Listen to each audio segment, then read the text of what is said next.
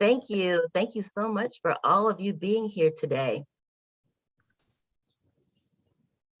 We are the Research Policy and Impact Center at the National Institute of Minority Economic Development. And we are here today to share some empowering information.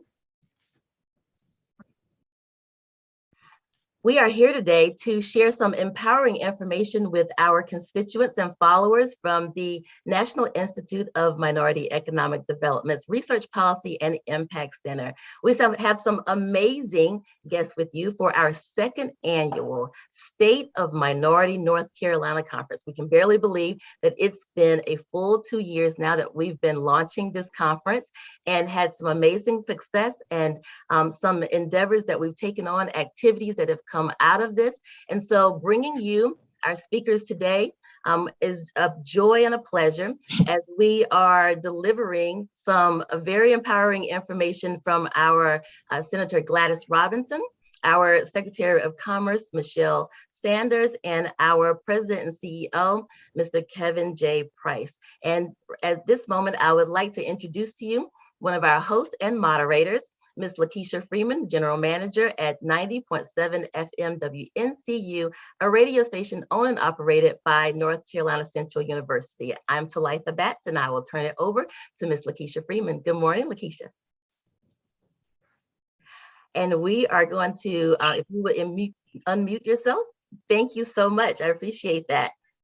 Good morning. Thank you, Talitha. It is indeed my good pleasure to introduce our first speaker this morning. It is Secretary Michelle Sanders in the Department of Commerce. In February 2021, Governor Cooper appointed Secretary Michelle Baker Sanders to lead North Carolina Department of Commerce, enlisting her experience as former administration secretary, a strong background as a business leader, and her extensive knowledge of what it takes to build a globally competitive workforce.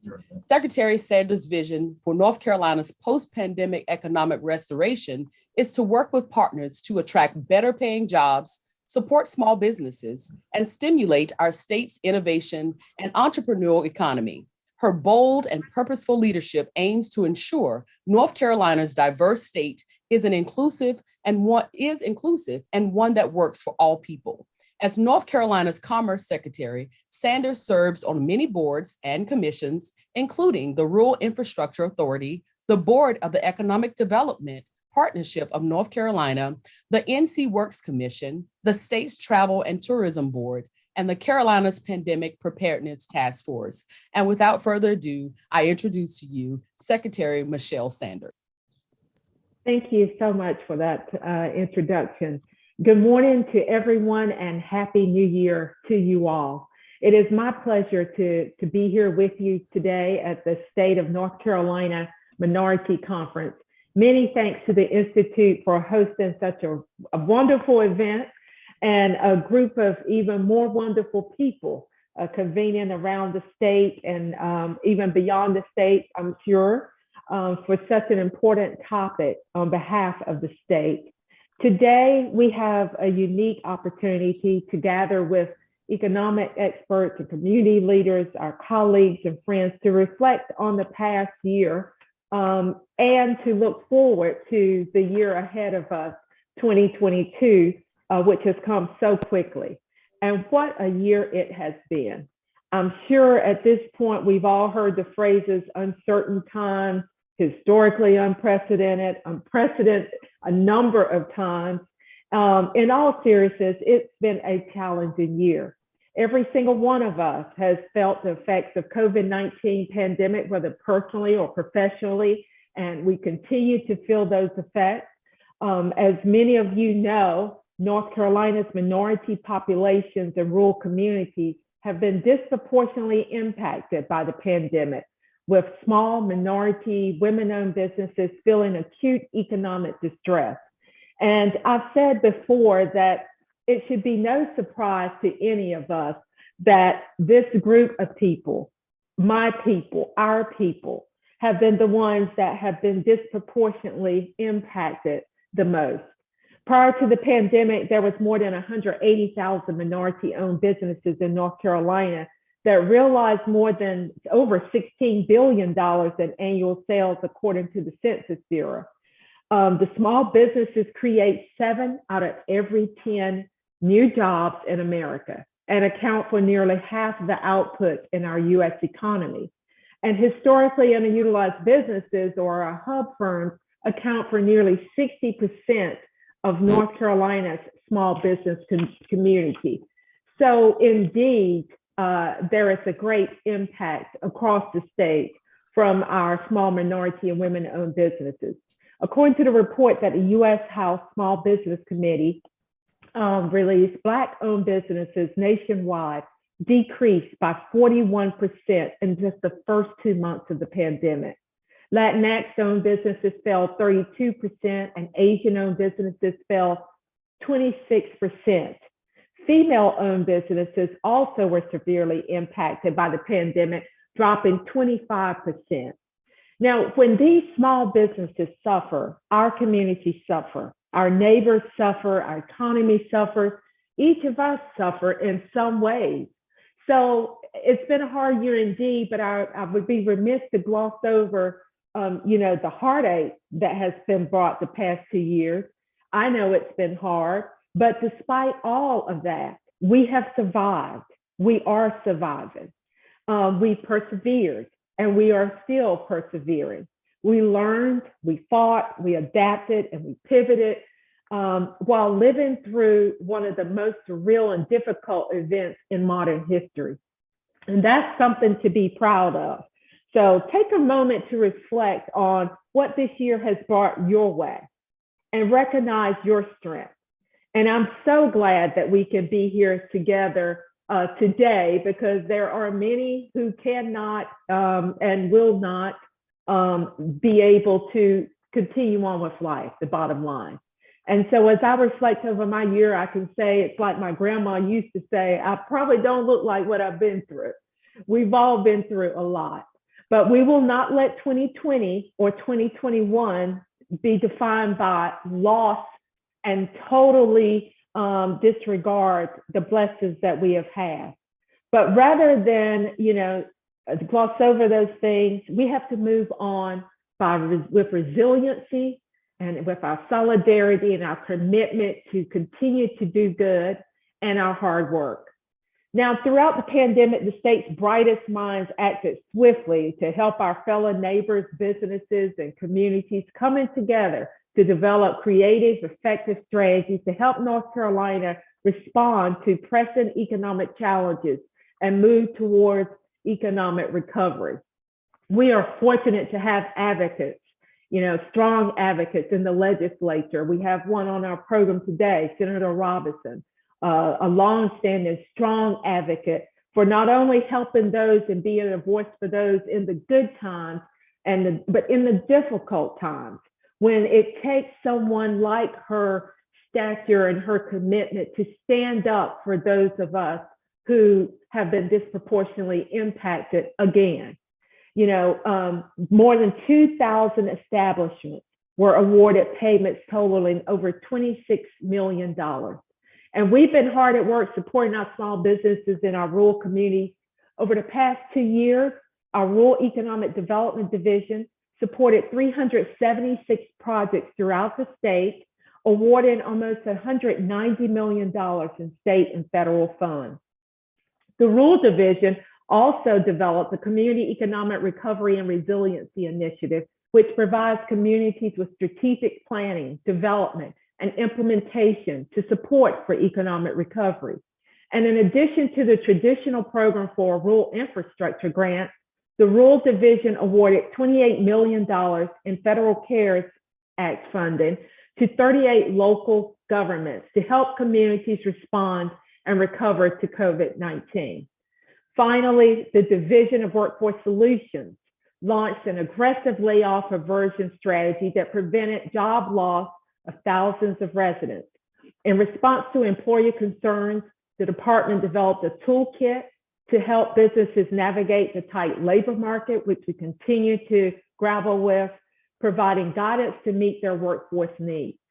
And one of those recommendations being to diversify and expand the talent pool from which employers can find candidates, and to include, for example, veterans, returning residents, or justice-involved people, workers with disabilities.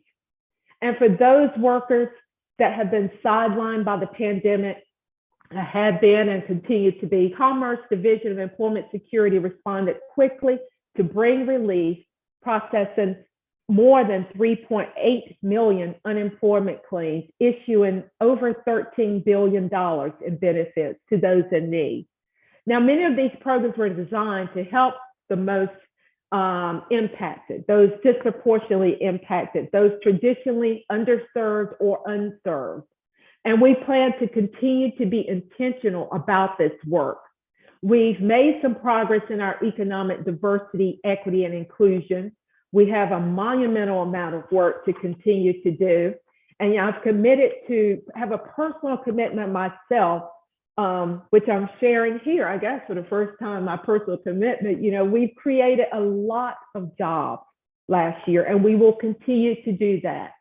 I am committed, my personal commitment is to help those people who have been underserved or unserved, those who've been disproportionately impacted, to get those jobs. And I have some thoughts and strategies about how to do that, how to work with the business community to make sure that we are also being considered and attracting those good paying jobs beyond what we've done in the past. So despite the challenges the last couple of years, thank you for your hard work. The Institute, the partners and allies, an incredible workforce that we have. Thank you. I want to tell you how we finished out that year in 2021. We finished it strong with 174 projects compared to 145 the last year. We also created about 24,000 jobs compared to just about 20,000 last year. When I say last year, I mean 2020. And $10 billion in investment promised to our state compared to $6.2 billion the previous year. So yes, many businesses are now reopened. 87% of the state's job loss in the spring of 2020, we've recovered those.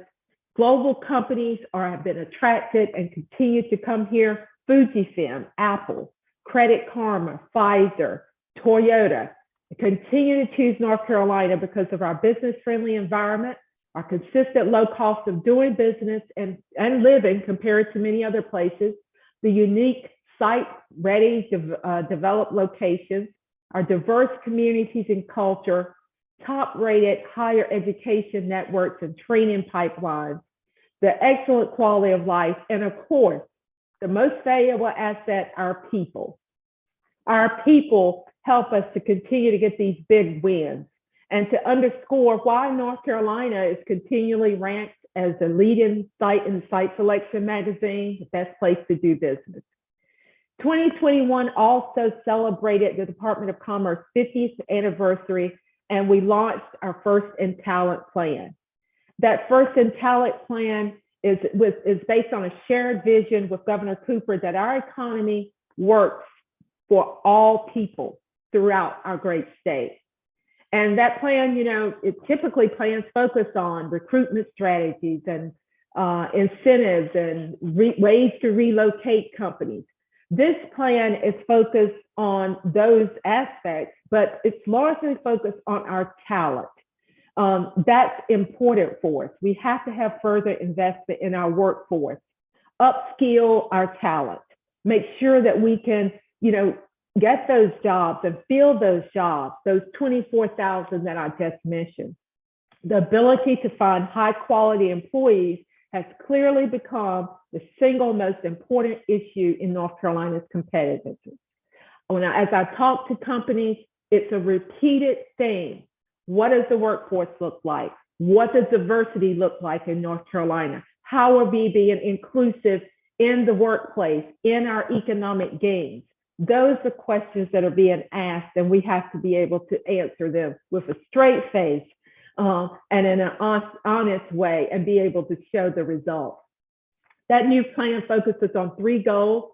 One is to prepare North Carolina's workforce for career and entrepreneurial success. Second, prepare North Carolina's businesses for success by growing and attracting talented workforce. And third, to prepare our communities across North Carolina to be more competitive in growing the talented workforce in business. I know many of you know that I have a sharp focus on rural North Carolina, especially since I'm from that lovely rural town of Belhaven, which I often talk about. So I connect deeply and I understand the unique challenges, and I want all parts of the state to share in the good that many share in our larger urban areas. So there are many tactics that we plan to apply. We are already in progress of executing on these strategies. We initiated that last year. We continue to partner with people across the community and ask that you also reach out to us. Our strategy, economic development strategy, is not a commerce strategic plan. It's a North Carolina economic strategic plan. So feel free to look on our website and reach out to us. The plan has, interest that's related in work-based learning, credential attainment, career awareness, and supporting people with barriers to employment, including job seekers with criminal records, helping businesses attract and retain diverse talent, expanding the sector partnerships, improving and expanding broadband access, and much, much more. So one element that I want to highlight is a tactic related to encouraging and supporting women-owned and minority-owned businesses. You will see that in our plan. As our plan describes, we need a multi-pronged approach to addressing education, equity, and opportunity. The plan supports leveraging our historically Black colleges and universities. The executive education program at HBCUs are so important to making sure educational resources are available for minority businesses. And at the same time, we support the enhancements to our state hub program, where Tammy Hall, director of that program, has done great work and continues to do so.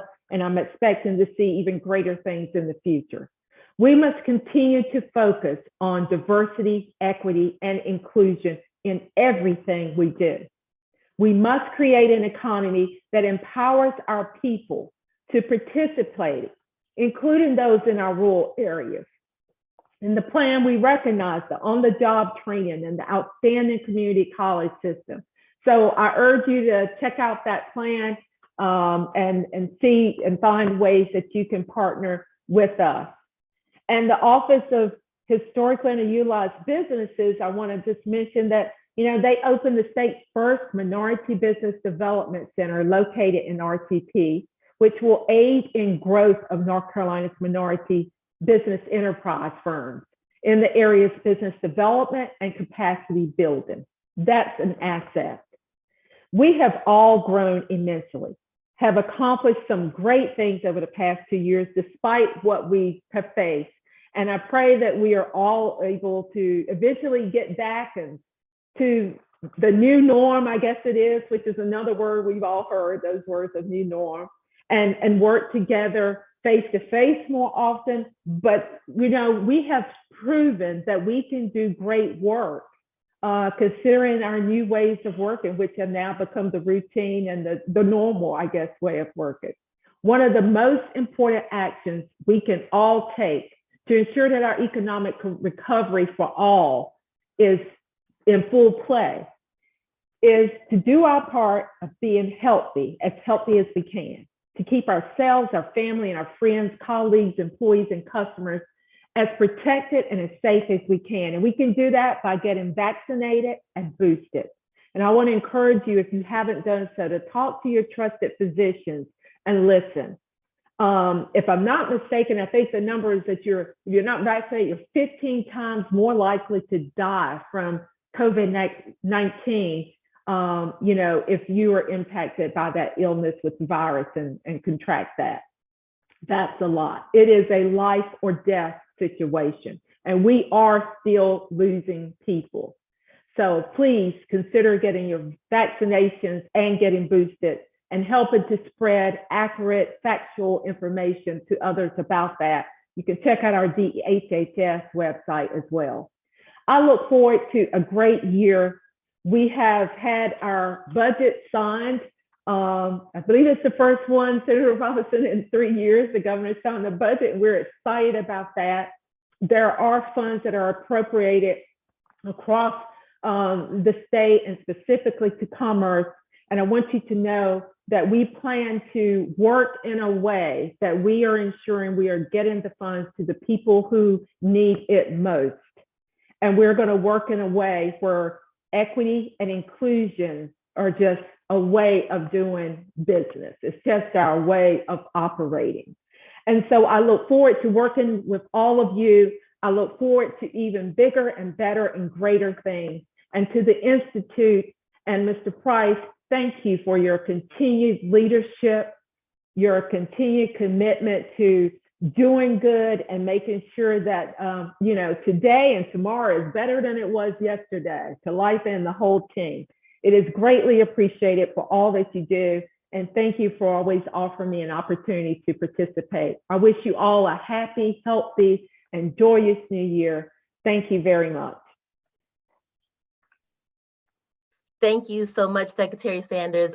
As usual, it is always a pleasure having you. We hope that you will come back and see us again and give more empowering information. We know that you are the perfect person to lead us in the efforts to prepare workforce, prepare our small businesses, and prepare our community for the successes of 2022. So thank you so much for your leadership, your kindness, and your willingness to inform us and be with us today. Thank you so much. And we are going to move forward with our next speaker. Our next speaker is Senator Gladys Robinson of North Carolina General Assembly.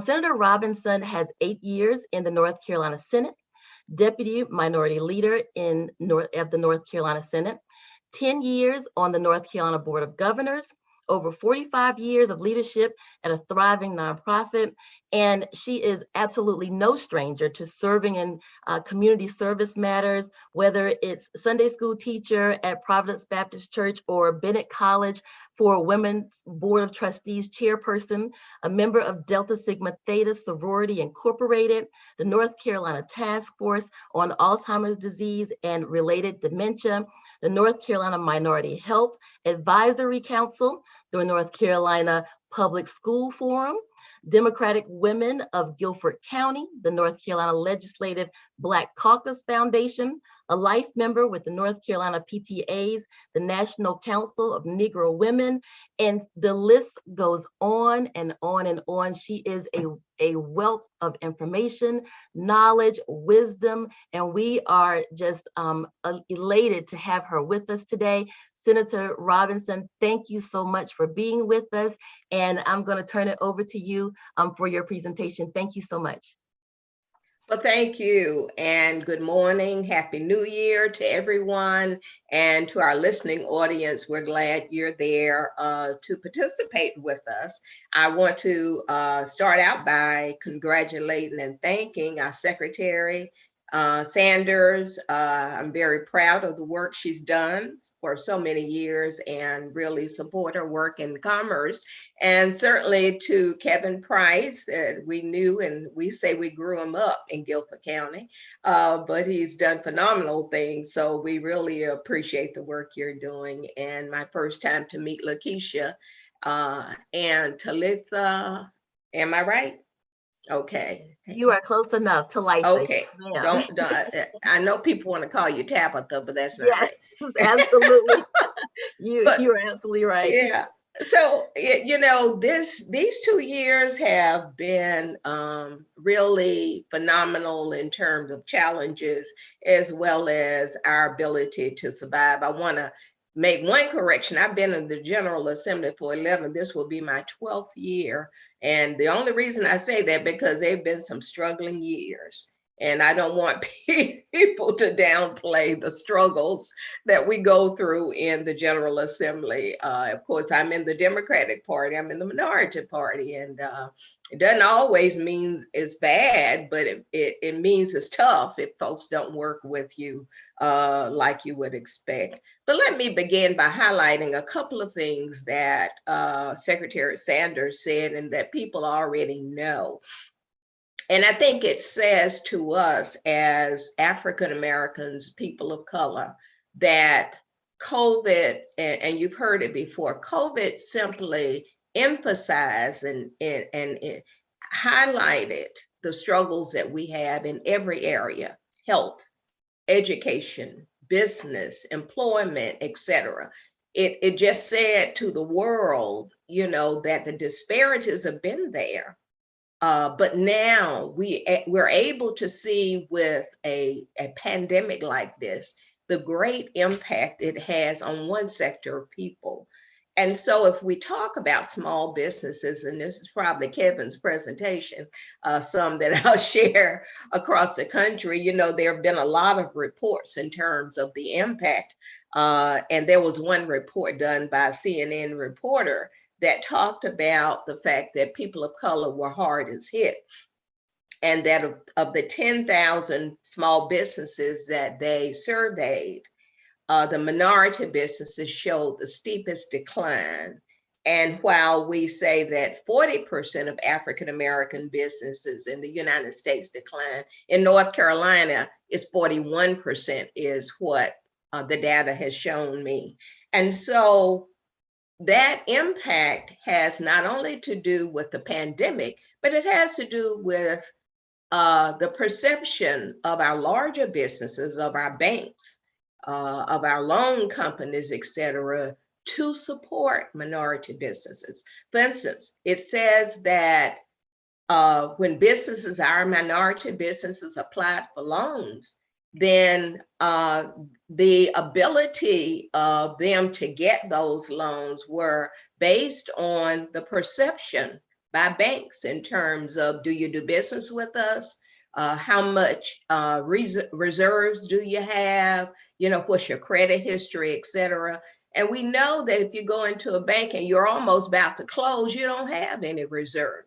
So the one survey said that 60% of loans sought by white small businesses were granted, as opposed to 29% by African Americans. Something's wrong with that. Even there was a greater percentage awarded to Hispanic businesses. There's a disparity right there. And so in North Carolina, we know also that we face the same kind of thing. One of the reasons and one of the things that I do on a consistent basis is talk to minority businesses because they are the fiber of our communities. They employ people, employ more people, and they can contribute to the economy. And we have to continually say that, so that people recognize that, because there is a global perception, there's a North Carolina perception, a local perception that minority businesses don't matter. And we have to emphasize and say to people, yes, we matter. They matter. They contribute not only in construction, but they contribute in services and goods. And if you look all around, they employ the people. They employ people, and those people are folks who pay taxes in our state. So it's very important that we highlight what the disparities are. One of the things that Secretary Sanders mentioned, and I appreciate the governor for, and I'm always on his back like I'm on everybody else's back, but I do appreciate his listening and supporting in terms of his signing the Executive Order 143, which was addressing the disproportionate impact of COVID-19 on communities of color. And most of you are familiar with that. If not, go to nc.gov and find it. But it talks about the whole area in terms of addressing disparities in health, in education, certainly in business. And it mentions My friend who died, Andrea Harris, and we were Bennett Bells together, but the work that she did to address the disparities in African American communities as well. And so that also emphasized the importance of minority health issues. You heard I've been on that Minority Health Advisory Committee for some time now, but it's never been apparent as it has been the last couple of years that people in rural areas, people of color, are the last to access health services. And a lot of the folk who don't have Medicaid, because we've not passed Medicaid expansion in this state, one of 12 states, I believe there's 12 that are left, have not passed it. Many of the folk who don't have health care are people of color. And so that means that if they are not able to go and get a regular checkup, see what's going on, get into a wellness program, that when diseases come around or there are pandemics like COVID, et cetera, their heart is hit. And that is what's happened in North Carolina. It's happened in our communities. It's happened in our country. And that's why people see, I guess they wonder, well, why are African Americans so hard hit? Because they don't have health care. Because they don't have health care. And when you are striving to put food on the table, to feed your children, to pay your rent, the last thing you think about is paying for health care for yourself. There is not money left to do that. I know that because I grew up in a very poor family a long time ago in Georgia. But, we couldn't afford to go to the dentist. Both my parents worked very hard, but they couldn't afford that. So we know that healthcare is the last thing. And so because of that, our communities have been hardest hit. A couple of things that have happened are several things in the area of healthcare. One is an aggressive outreach to minority communities. Now that's meant that we as a legislative Black caucus have had to step forward. I'm vice chair. And look at how do we make sure that our communities get vaccinations, get testing, et cetera. And one of the initiatives that I take credit for was getting our churches involved. We started it in Guilford County and actually got our coalition of African American churches to get their congregants to testing sites. One of the first was started at Mount Zion Baptist. I think Kevin was at your church when you were in Greensboro. I don't know. But anyway, it's a wonderful church, but it's a large church. And so we were able to get them to agree to open that facility up and get churches to send in lists of people who wanted the vaccinations, and we got it done. We got it done because what we said to DHHS and to Secretary Cohen, we've got to do it differently for our communities.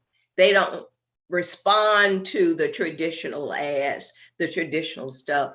We've got to go to people they listen to, and pastors are who our folk listen to. They are trusted individuals in our community. And so in Guilford, we were able to open up sites and get folk tested, and that became a model across the state. And I would say that is probably the reason a lot of individuals who are African Americans and others were able to get in and get vaccinated at the beginning. The other thing that is so important is that the Old North State Medical Society, a lot of people don't seem to know about, but years ago, and I believe it was 1940 or something like that, Dr. Green, who was out of Granville County, actually helped to start Old North State Medical Society, because during that time, African American doctors were not allowed to be a part of the larger medical societies. So our African American doctors started their own. And that organization still is very functional, has talented physicians, and they're all over the state. I was able to work with them and the governor's office to make sure they were funded to be able to go all across the state of North Carolina they have a mobile vehicle now, but they have a whole collaboration of physicians who volunteer their time, and they go in communities and they offer vaccinations. They were doing testing and all of that, and going into communities where others wouldn't go. And it is because they are trusted individuals. We trust folks who look like us, who have similar backgrounds, who understand the struggles we've had and seem to be sympathetic. So we're proud of the fact, I'm proud of the fact that they were able to go into rural communities, go even in urban communities, and were able to provide services, and still are during the COVID pandemic. Of course, they are concerned about health in general. They want to look at all the health disparities that are going on, and we hope that they'll be able to do that going on.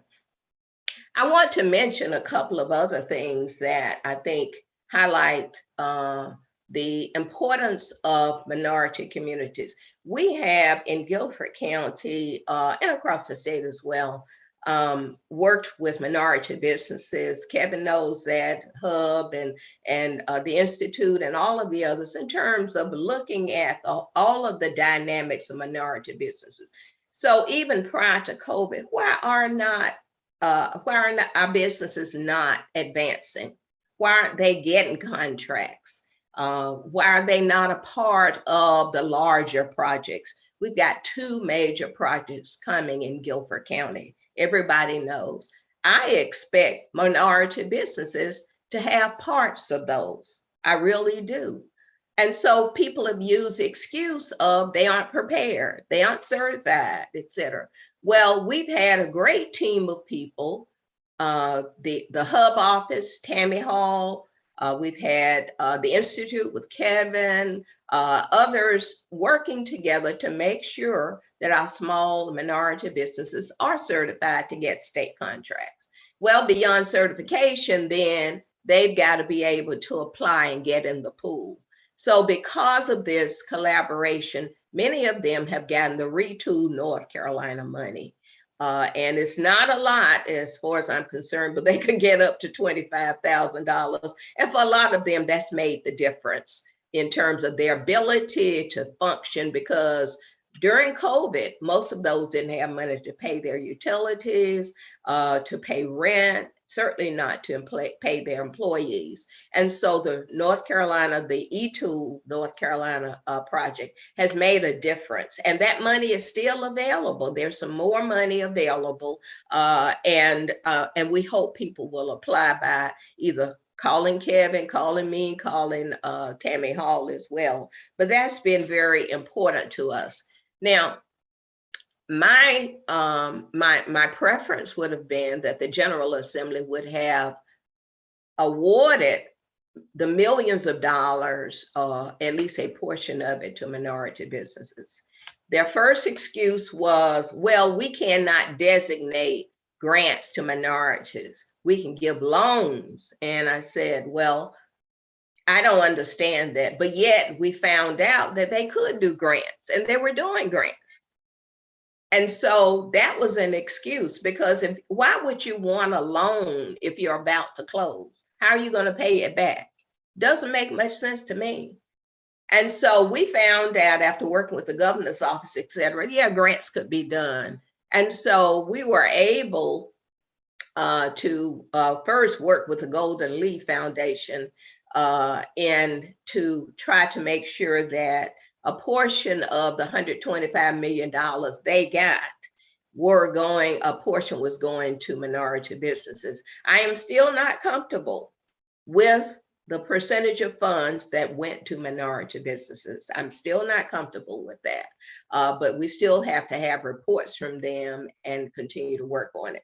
The other thing is we've worked very hard to make sure that funds are available to the Institute, as well as Carolina's Minority Development Supplier, may be the wrong name I'm using, et cetera, but to entities that can help to support and build our minority businesses.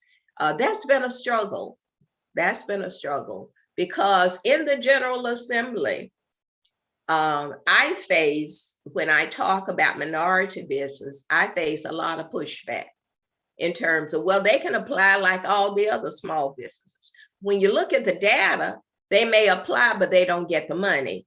So unless we're able to designate or set aside money that will specifically go for minority businesses at a certain level, then they do not get the funds. There is not that kind of commitment.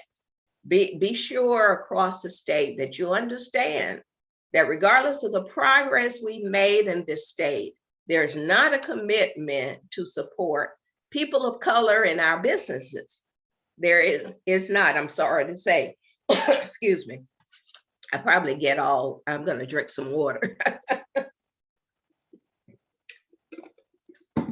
Let me share with you some of the funds that were appropriated in the budget. Yes, the budget finally passed. Like Secretary Sanders said, I did not vote for the budget.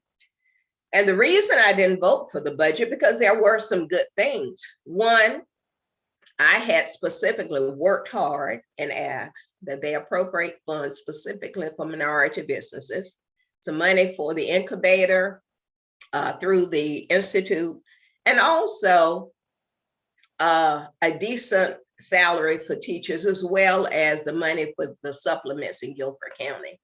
The budget did not do that, so I didn't vote for it. Excuse me. But to share with you a couple of things, there was money, additional money for eTool, and there was $7 million given to Carolina Small Minority Development Fund. And I hope that they are working closely with the Institute to make sure that that money is available to minority businesses across the state. I don't know that that MOU or whatever has been done, but I really hope that has been done. I requested money specifically, it wasn't given. Also, what I found out, there was $50,000 given to Prospera, which is a Hispanic community development fund, and $750,000 given to the Center for Economic Empowerment and Development. And there was $2 million given, no, it was more than that, for a small business incubator. Now, strangely enough, our request from the Democrats in the Senate was to have $2.2 million given for a small business incubator through the Institute, through Kevin's organization. However, the budget included some money for a small business incubator to another group that we know nothing about. And I found out later that it's a larger majority organization that got the money to help with small businesses and minority businesses. Kind of strange to me, but that's politics. And that's about who's in control of whatever. So I'm smiling, but you know, it doesn't feel good. So those are some of the things that were in the budget for minority businesses, but did not go as we intended. So what we have to do is continue to work on that, work with those entities to make sure that they are at least doing what the state says it should do in terms of the percentage that should go to small businesses, et cetera, and that we work with them in terms of contracts. And one of the other areas that the Black Caucus and now the Senate Democrats have worked on is with North Carolina Department of Transportation. Most people do not understand that that is a huge budget. If you look across the state with all the roads and the highways, all the construction that's going on, you have to ask, how much is going to minority businesses? And we are asking the question. We've got a recent task force that I'm chairing that is meeting with the Secretary of DOT and his staff in terms of and we had our first meeting in late November, December, early December, in terms of giving us the data. How much business is going to minority businesses in terms of contracts, subcontracts? There are different ways to do it. And so we're waiting for that data to come back. We've got a follow-up meeting coming up as soon as we return to Raleigh in terms of that. And we're told that they're doing outreach in different areas to share what contracts are available. We want to see that information. We want to know how many of them are getting it. What's the problem? You know, why aren't we hiring people? Those are good salaries. Those are great contracts. You're talking about millions of dollars, and you're talking about wages that are more than $20 an hour. So there are ways to employ people in our state, and we have to make sure that we understand those are our tax dollars, and we have a right to have part of that money. The other thing I wanted to mention, and you have to tell me what my time is looking like because I can talk a lot. This is a wealth of knowledge, and we enjoy every moment of it. Senator Robinson, Okay. so you keep going as long as you like. Okay. Well, the other thing that we need to be mindful of that affects our children. We talk about the state of minority affairs in North Carolina. And I said to Zoom I was on with some teachers and the Tar Heel teachers group the other day that the future of North Carolina, the majority of the people are children of color in the future.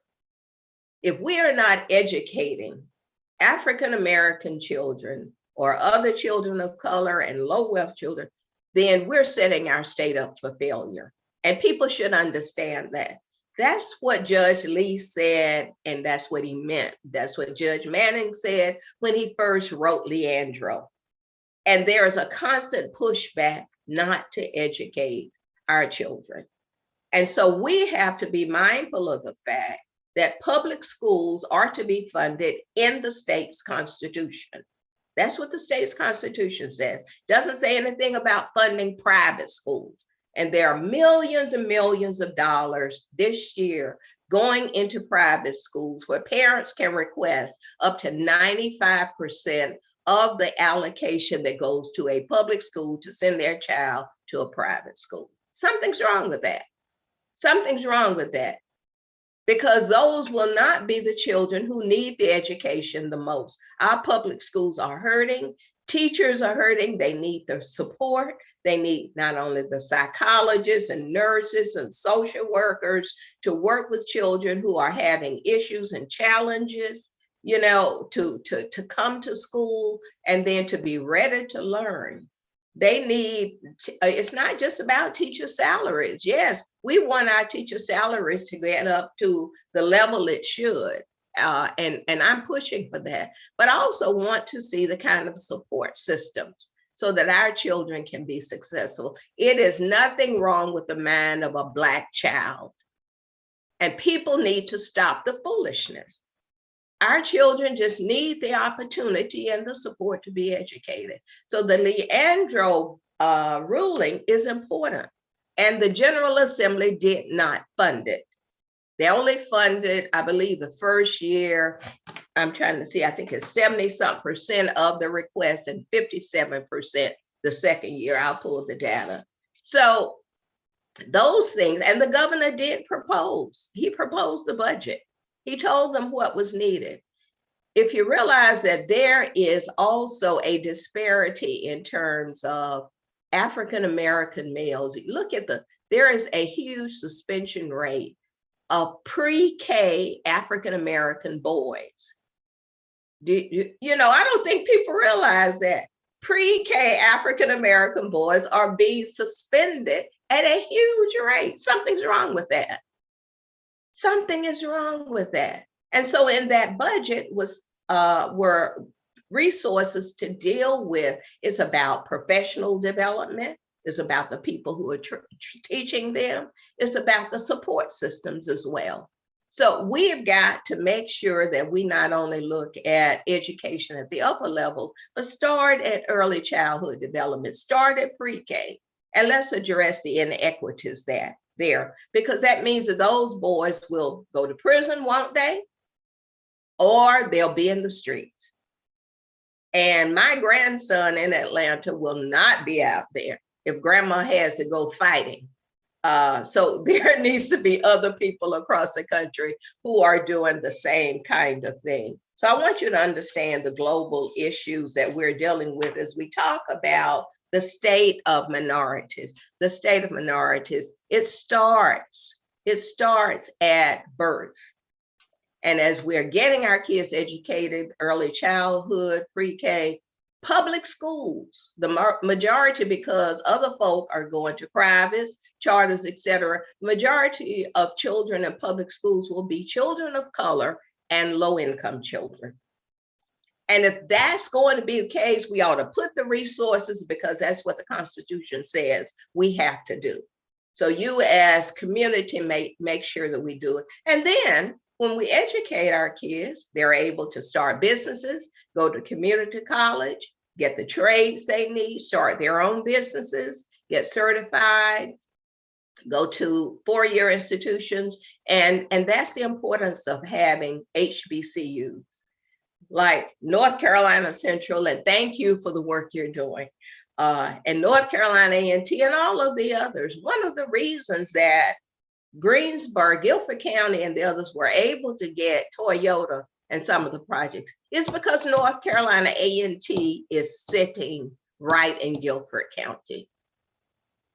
And that is a critical factor. It was critical for Honda Jet. It's critical for the next project. So our HBCUs make a great impact, and we cannot let people overlook them, regardless of where they are. We have to make sure that we support them, because they are educating the future leaders. They're educating today's leaders. And we need to make sure that we're putting the resources in that. Everybody is bragging now about A&T got the money. Well, it's taken us 10 years to get the money.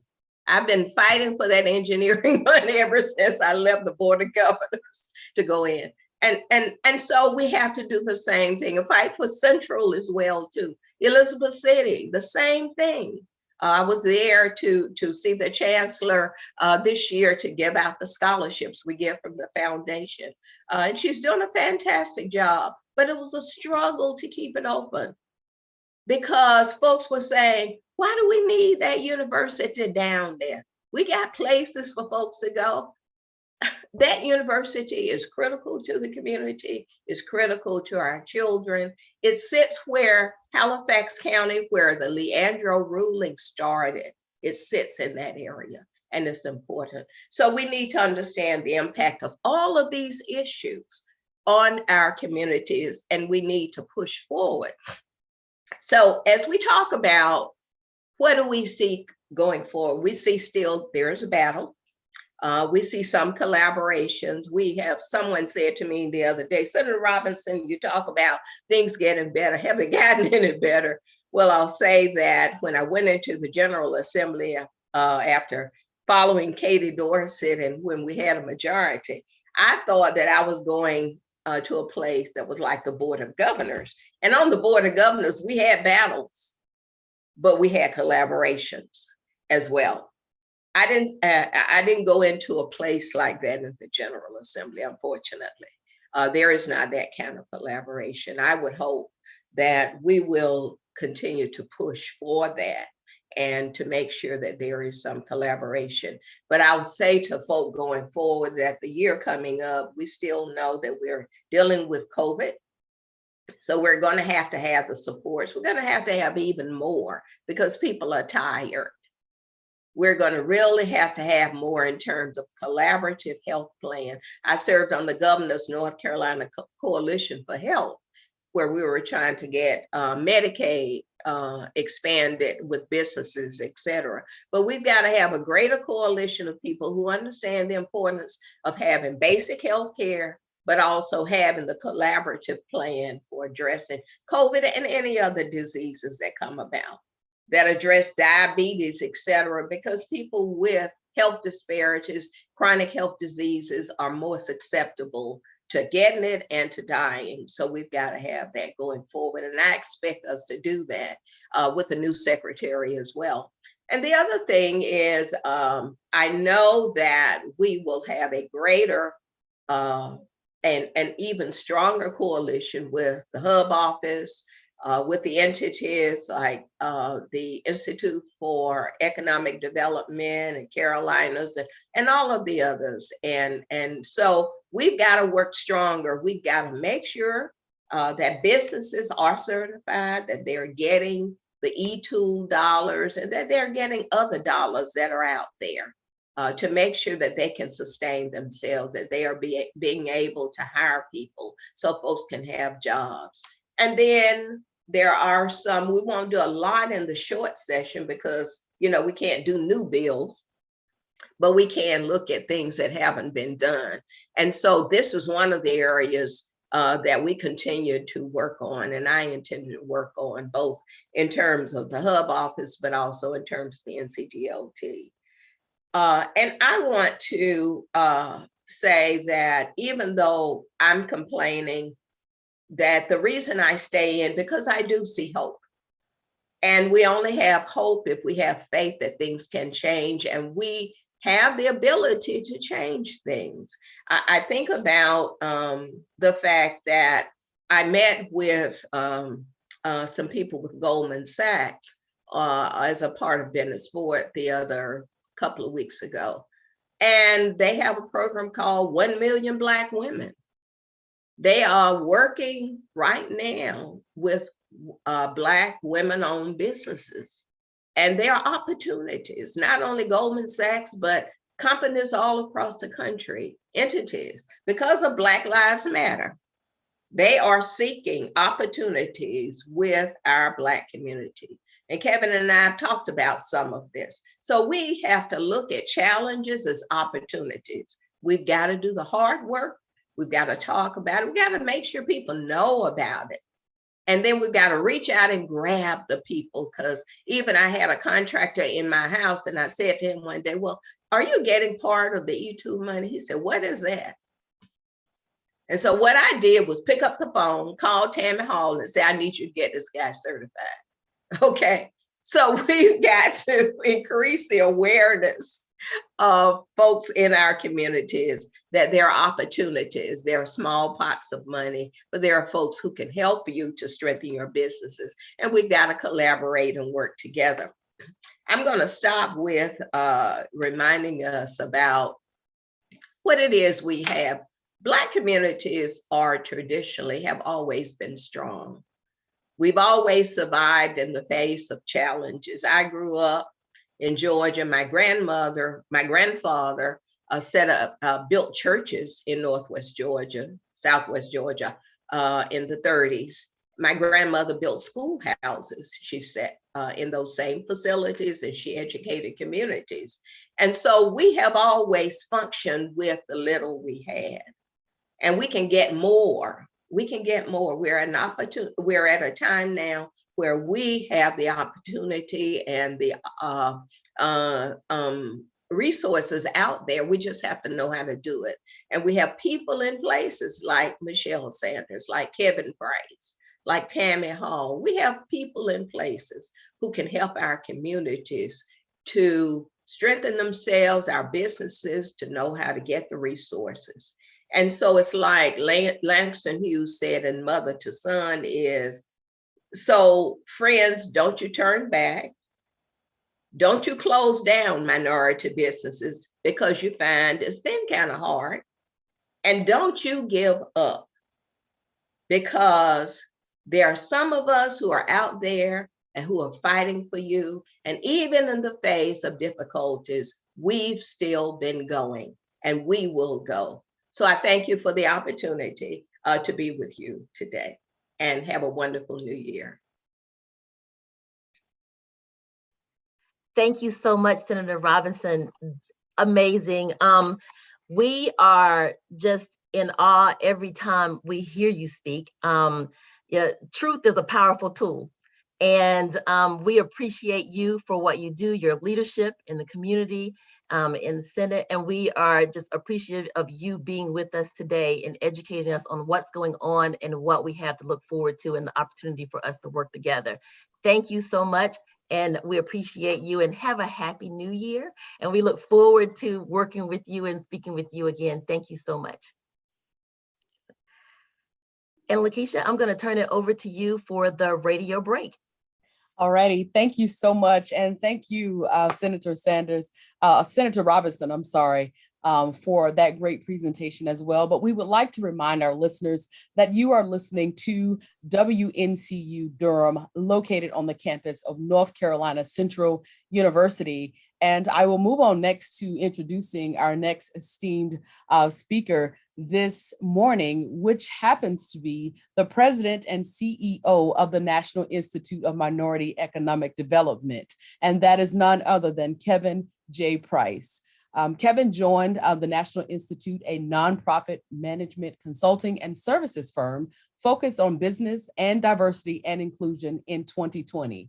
He is a Greensboro, North Carolina native, and he's only the third leader of the National Institute's 34-year history.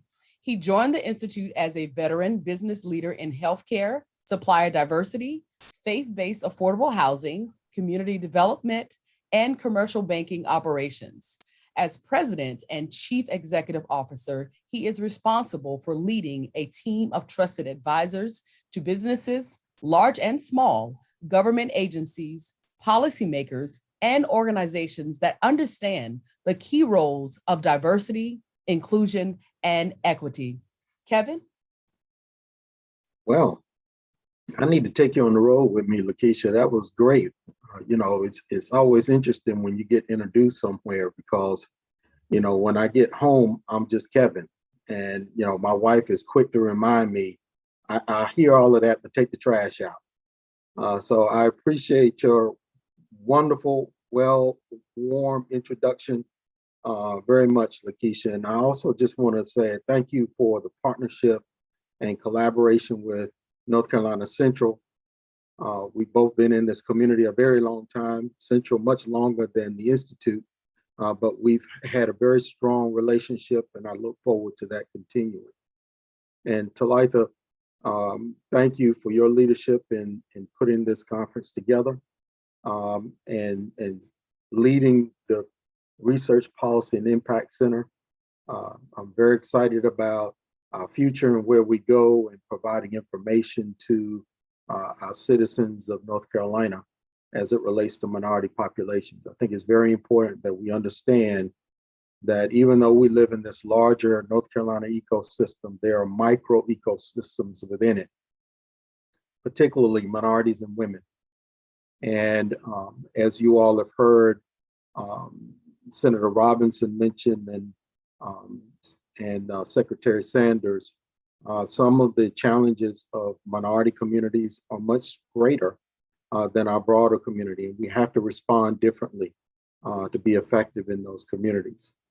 And so Senator Robinson, we go back a long ways when our hair was much blacker and we had a lot more of it, but you still look great. And I am so glad that we are still here to collaborate with one another and do the work we've been called to do to support the citizens and the communities of North Carolina. So I really appreciate you being here and the work that you're doing.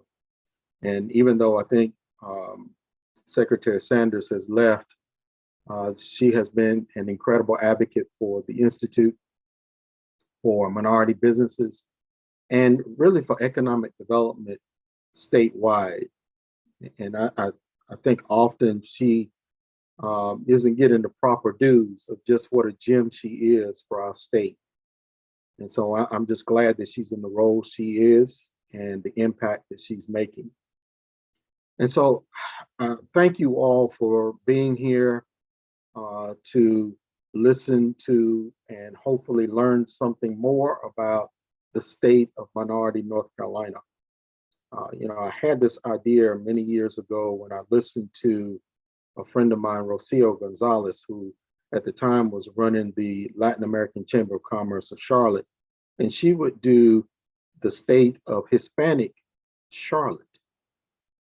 And it was interesting listening to the data and just what was happening, even though we knew the broader sense of how well Charlotte was growing. We did not know exactly what was happening to minority populations and minority businesses. And so the whole purpose of this is for us to understand what's happening and how we can play a role in getting that much stronger as a state, but also within the micro economic system of our state as it relates to minorities and women, how we can improve in those areas as well. And so I put together a little deck. I hope you all will be able to see it.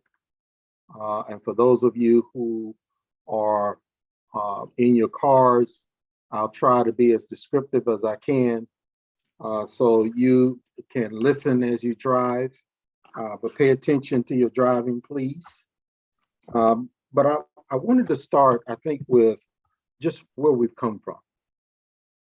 We survived a pandemic that you heard Secretary Sanders talk about, us losing somewhere between 40 and 41% of minority businesses nationwide, and we think we're on parity in North Carolina with those numbers as well. That was from a high of 180,000 minority businesses in just the state of North Carolina. So think about that. We've lost almost half, potentially. That's significant. And we got to pay attention to that, because that translates into jobs that are lost, that translates into wealth that is lost in our community. And that should alarm everyone, whether you are of color or not. But why is that happening? And I would suggest to you that there are a couple of reasons why that happens. Senator Robinson mentioned earlier just the lack of knowledge of where resources are. And I think that's very important as well. Many times as small businesses, what we know is they are sole proprietors, meaning they don't really have employees. 90% of them are sole proprietors. So we know you're the sole person working on and with your own business. And it's hard to pop your head up and see what resources are and what's available for me to sustain my business when you're so busy working your business. But I often would tell clients when I was a banker that you have to take that time to pop your head up and know what's out there available so you can grow your business. And for those of us who are intermediaries supporting minority and women-owned businesses, we have to work just that much harder to make sure people know about the resources we have available. Now, put that against a backdrop of this disparity study that has come out of North Carolina, and Senator Robinson mentioned what's happening within the Department of Transportation. Well, it also came out with a disparity study last year. And I can tell you in both cases, we have work to do. We have a lot of work to do. So while we talk broadly about the challenges of North Carolina, the data is very clear that there's plenty of opportunity for minority and women-owned businesses in this state to engage and grow their business. You put that against a backdrop of an upward mobility study, showcasing in particular two of our largest communities in North Carolina, and how difficult it is if you're born in poverty in North Carolina to get out of poverty. In some cases, you have less than 4% chance if you're born in poverty in our large urban communities to get out of poverty. We should be alarmed about that. We should be concerned about that. We have to create more avenues and opportunities for all to grow. But not all is lost. Even though we saw all of this loss of business through the pandemic thus far, we also saw last year the largest number of minority, in particular minority women, but women in general, starting their own business. And so recently I was talking with Secretary Marshall, our Secretary of State, and she mentioned that how encouraging that is and exciting that is that we have this large number of women-owned businesses being created. But I challenge us, even though that's happening, they're still sole proprietor. And the real wealth and growth occurs when you can hire employees. And so we've got to be conscious of that and understand that that's where growth occurs. But in addition to surviving, we also went through this health scare, and we're still in the middle of it. We've gone from just COVID-19 to now this Delta out there, and we're on the tail end of Delta, it sounds like, but now Omicron is coming on. And what does that mean for us? Senator Robinson mentioned that minority communities are hardest hit. Well, what that translates into for me is that minority businesses are the hardest hit. And if they are hardest hit, that means that they can't necessarily hire people. That is a challenge for us in our state. And so we've been responding.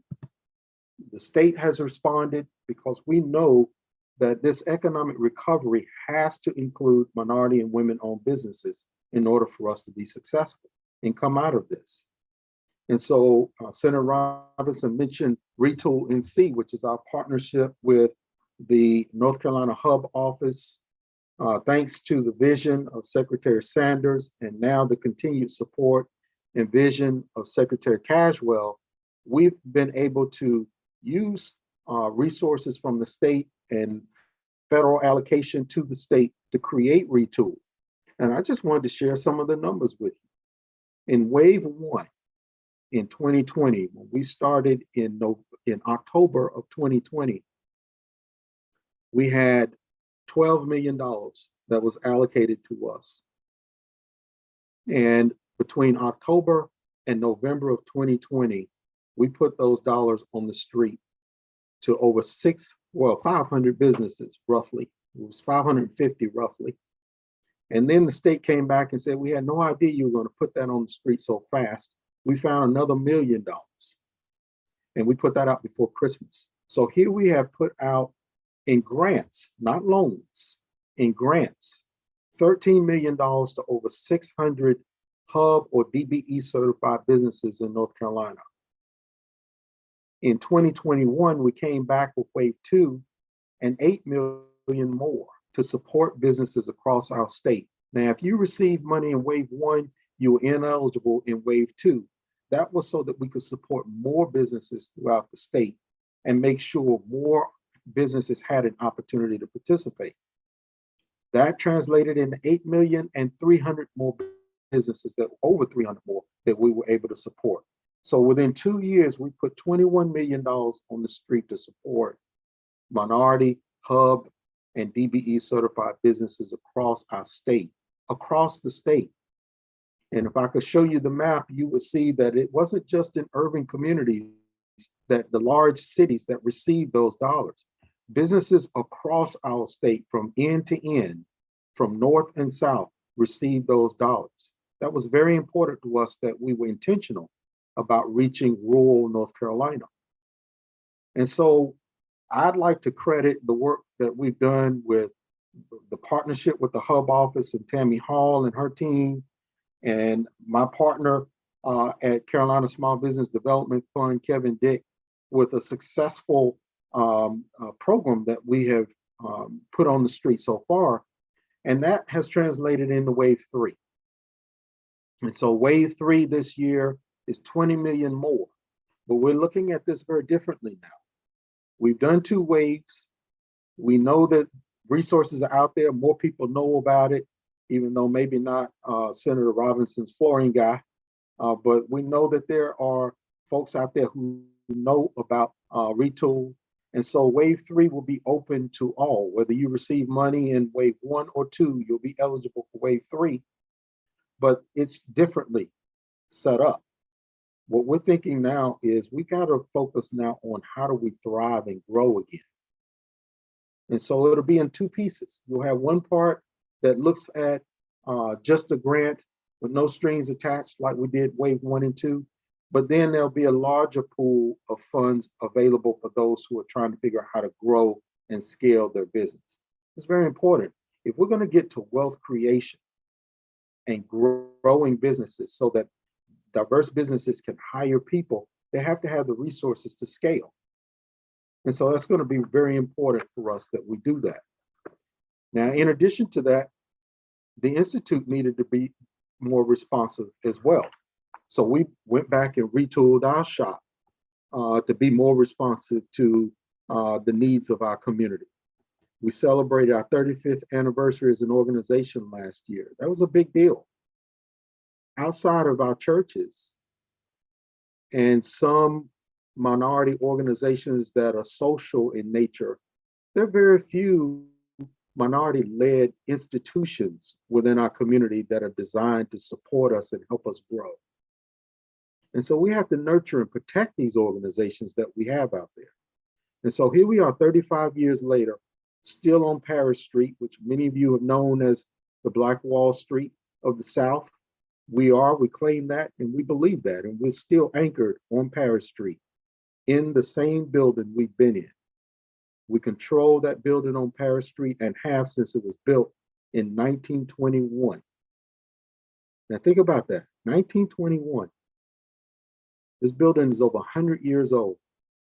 So y'all think about that when you're riding through downtown and you pass by Paris Street, that we're still there. We still have ownership downtown Durham. But we wanted to make sure there were resources available to the community, which is why we merged with a community development financial institution, renamed it Institute Capital or ICAP, so that we could provide resources to the community. Now, why was that important? What we saw last year and the year before that was PPP resources not necessarily getting to those who really needed those resources.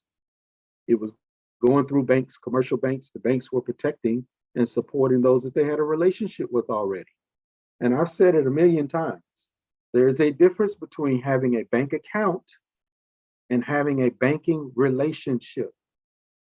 Somebody in that bank needs to know your business. They need to know you by name. And they're thinking about your business and how to help you grow. That's not the teller. They're very transactional. They don't control any programs that are created for minority and women-owned businesses. You need to know someone else in the bank that can do that.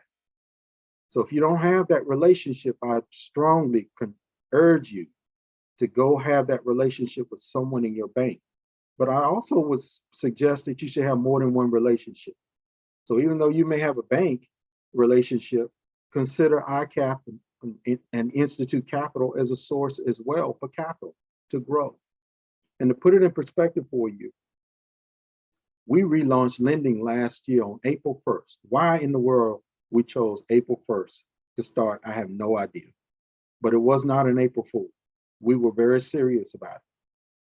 We started on April 1st, and when we finished the year of 2021, we had put over $5 million in loans on the street to minority-owned businesses, women-owned businesses, and supporting affordable housing throughout our state.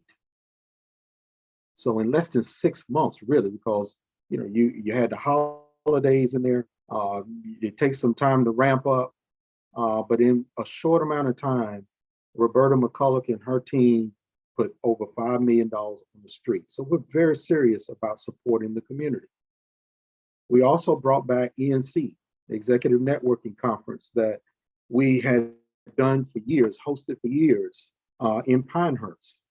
Back in August, we brought it back. We had over 300, almost 300 people there. No outbreaks and run-ons of COVID. So I'm very excited and happy and proud about that. Most people kept their mask on. And so it was important that we get together and start the fellowship again. One of the things when I talk with some of my healthcare colleagues and old friends, they talk about the challenges of non-compliance of patients. Even though they give you a prescription and tell you what you should do to help get well, we don't always follow the doctor's orders. And so I was very pleased that people were following orders and keeping their mask on and protecting themselves and others as well. And so we'll reconvene ENC again this year in August, the 11th through the 13th. And I would encourage minority and women-owned businesses to be there because we're going to collaborate with others. We're going to collaborate with banks and others who have funding sources so we can get much better at our craft. But we didn't stop there. We had a lot of communities reach out to us as well and say, we want to support our community within our city, within our county.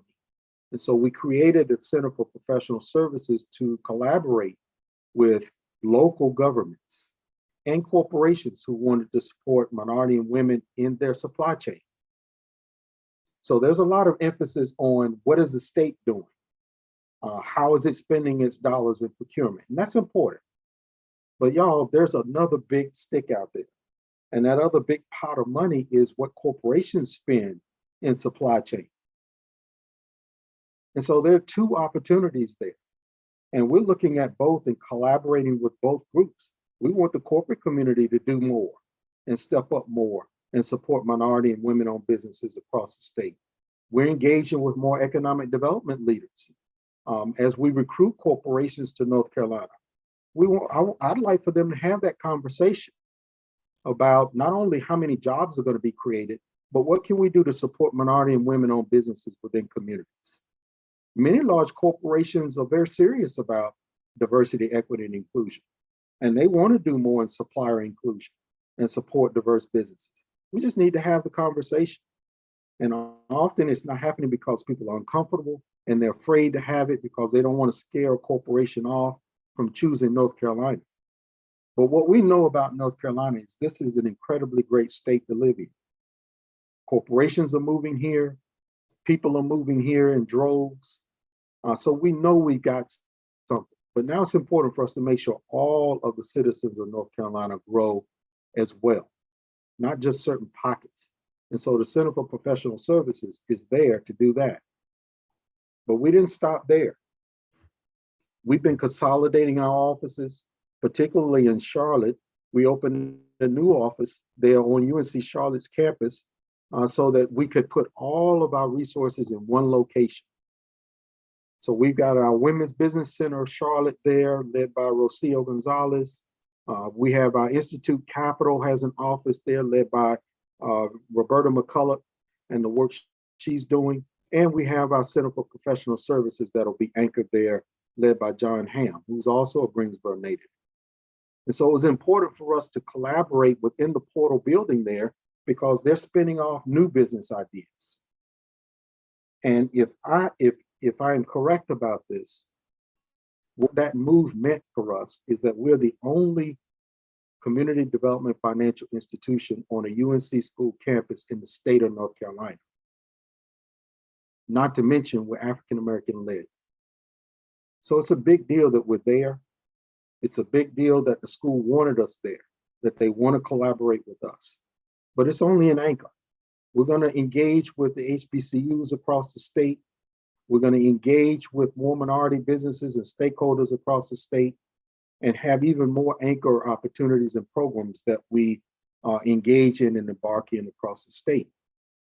And so I'll leave and close with this, that we have done a lot to survive over the last year and a half, 2 years now.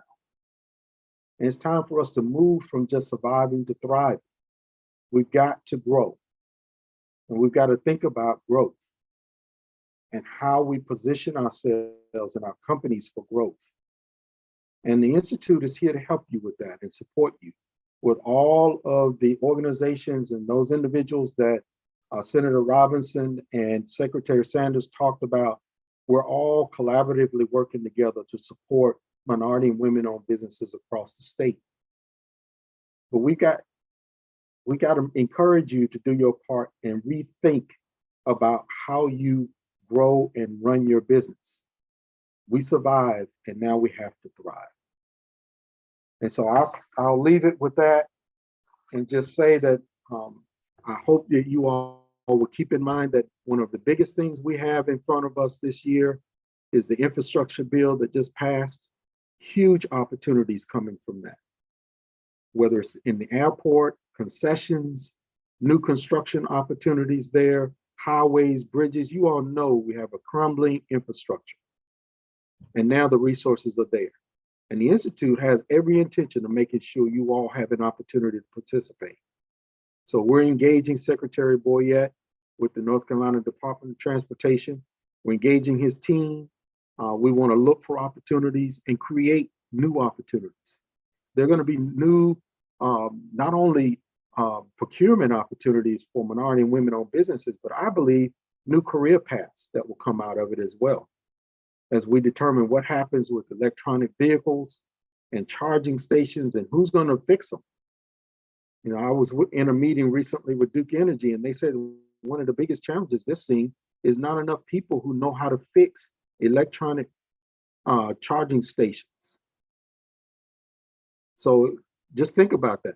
I know some of you have grandchildren who maybe college is not right for them.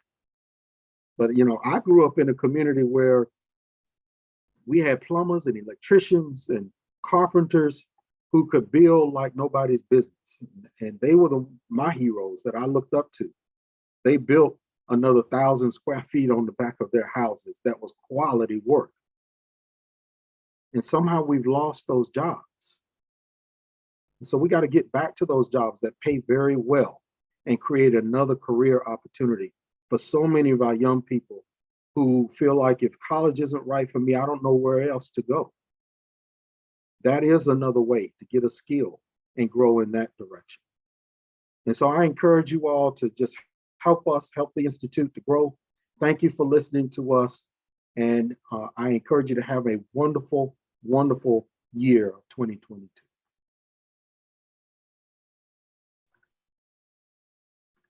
Thank you so much, Kevin. We appreciate that information. And thank you so much for joining us today.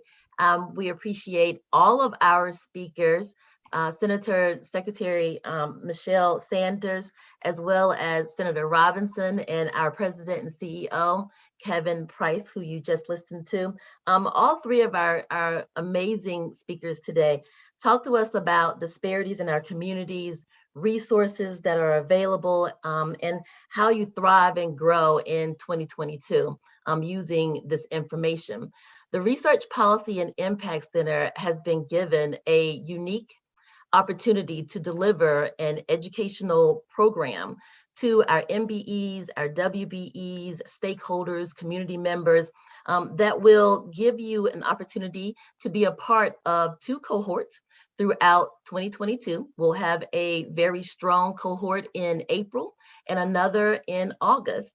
We will be delivering a Equity Advocacy Certificate Program. And I'm going to say that twice because that is a bit of a tongue twister. An Equity Advocacy Certificate Program through our Research Policy and Impact Center. And it will be a series of courses that will help our MBEs, community members, stakeholders, community leaders understand how to work more closely and advocate for themselves with the state, with our leaders, with members of legislature, and with our other community organizations. So some of the things that you've heard us speak about today, a lot of people have come to me and they've said, you know, where do we get the more information about these contracts, and how do we, you know, discover some of the things that are being spoken about on your conferences or town hall meetings and things of that nature? So we are going to deliver those education courses.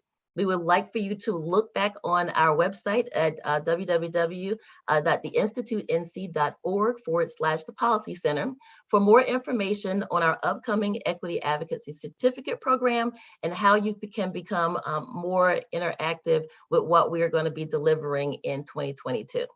So I just wanted to take a quick moment and give you that information. You can also email me or contact the Institute for more information as well. We also would hope that you would take the opportunity to go to the Department of Commerce website, as well as the Institute's website and WNCU 90.7. For more information, you can also replay the information that you've heard here today on the Policy Center's YouTube channel and find more information about us on all of our social media. So I will turn it over to Kevin, if you would like to say any closing words or thank yous, Kevin, for the conference here today and our guest speakers, and then we will close out on that note. Thank you all so much. I would just like to close with thank you all for listening. Lakeisha, thank you, and North Carolina Central and WNCU for all of your support and making us look good. If you just get this double chin out, you'll be a rock star with me. And Senator Robinson, thank you so much for your support and all the work that you do in the General Assembly. Thank you, Talitha. Thanks, Kevin. And